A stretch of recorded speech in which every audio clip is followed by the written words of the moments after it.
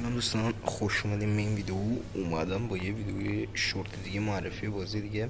این بازی انیمه‌ایه به اسم اتاک آن تایتان که احتمال زیاد خیلیاتون انیمه‌شو دیده باشین، چون انیمه معروفیه و احتمال زیاد خیلیاتون دیدین.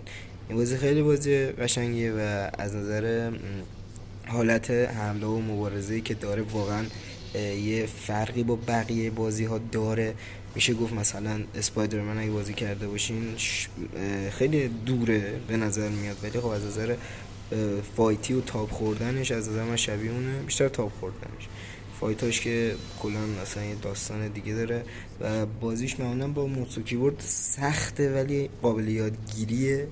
و اینکه بهتون بگم 2 نسخه داره.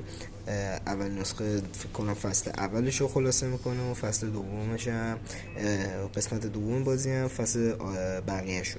امیدوارم از این ویدیو خوشتون اومده باشه. خدا نگهدار.